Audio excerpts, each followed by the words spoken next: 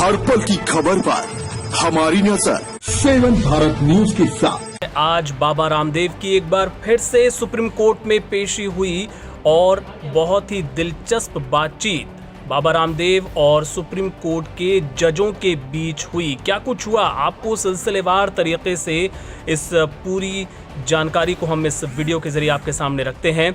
आज जब Baba Ramdev supreme court में पेश हुए तो जस्टिस हिमा कोहली ने उनसे पूछा कि क्या आपने जो किया है वो सही है।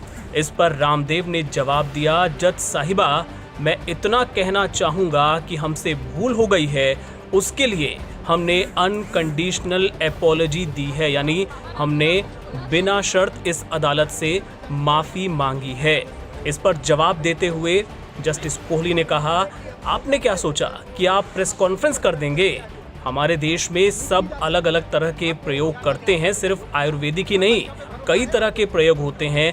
इसका मतलब ये नहीं कि दूसरों को नीचा दिखाया जाए। इसके जवाब में रामदेव ने कहा, हमने आयुर्वेद की लगभग 500 से ज़्यादा उन्होंने दवाइयाँ इजाद की हैं और इस सिद्धांत पर पतंजलि ने सबसे ज़्यादा प्रयोग किए हैं। हम किसी को क्रिटिसाइज़ नहीं कर रहे हैं, किसी की आलोचना नहीं कर रहे हैं। इस पर तुरंत टोकते हुए जस्टिस कोहली ने कहा, हम आपके रवैये की यानी आपके व्यवहार की बात कर रहे हैं। उन्होंने याद दिलाया कि आपके वकील ने ये स्टेटमेंट दिया था इसी कोर्ट में और आपको ये हक किसने दिया, और इसी वजह से हमने आपको इस अदालत में पेश होने के लिए कहा है। रामदेव ने जवाब दिया कि कानून की वैसी समझ उस समय हम में नहीं थी, उस समय हमें ये नहीं करना चाहिए था, आगे से इस बात का हम ध्यान रखेंगे। बीच में जस्टिस अमानुल्लाह ने कहा कि कानून सबके लिए बराबर होता है, आपने गलती की है जो कि कानून के खिलाफ है। रामदेव ने कहा, उस वक्त उत्साह में हमसे ऐसा हो गया, आगे से हम ऐसा नहीं करेंगे। इसके बाद अदालत ने रुख किया आचार्य बालकृष्ण की तरफ, जो कि पतंजलि के एमडी हैं। उन्हें भी अदालत ने कड़ी हिदायत देते हुए कहा कि आप दूसरों को नीचा नहीं दिखा सकते, आप दूसरे पर उंगली नहीं उठा सकते। जस्टिस कोहली ने सवाल किया कि पिछला आपका विज्ञापन कब आया था? फरवरी में। जस्टिस अमानुल्लाह ने कहा, एक तरफ आप अपना बचाव कर रहे हैं, दूसरी तरफ उसको जस्टिफाई करने की भी कोशिश कर रहे हैं। ये नहीं चलने वाला, हर समय आप उसको जस्टिफाई करने में लगे हैं, यानी आपकी नीयत में, आपके मन में खोट है। इस पर रामदेव ने तुरंत जवाब दिया, हम जस्टिफाई नहीं कर रहे, हम इसे जायज़ नहीं ठहरा रहे, बल्कि हम अपने किए के लिए माफ़ी मांग रहे हैं।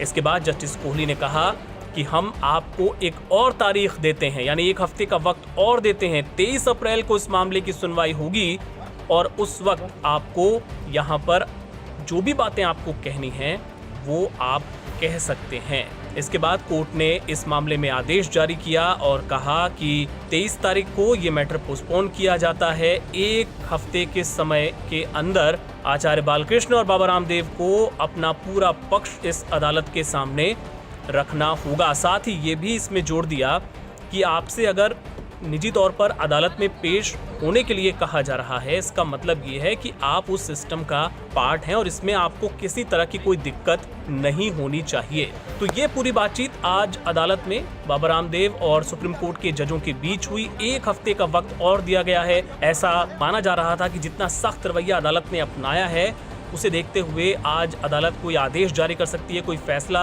सुनाया जा सकता है, लेकिन आज भी ऐसा नहीं हुआ। एक हफ्ते का और इंतजार इस मामले में अब फाइनल फैसला आने के लिए करना होगा। एक हफ्ते बाद यानी 23 अप्रैल को जब बाबा रामदेव एक बार फिर से सुप्रीम कोर्ट में पेश होंगे तो देखना होगा कि वो क्या बातचीत करते हैं। उन्होंने एक सार्वजनिक माफ़ी की दलील रखी है, क्या उस सार्वजनिक माफ़ी को कोर्ट स्वीकार करता है या फिर उन्हें सज़ा सुनाता है, ये देखना बेहद दिलचस्प होगा। आप लाइव अपडेट्स के लिए लाइव 7 भारत न्यूज संवाददाता हर शहर से हर गांव तक हर छोटी बड़ी खबरों की पल पल की खबरों पर हमारी नज़र 7 भारत न्यूज़ की खबरों से सबसे पहले रूबरू होने के लिए चैनल को लाइक करें, सब्सक्राइब करें, शेयर करें, कमेंट करें, बेल आइकन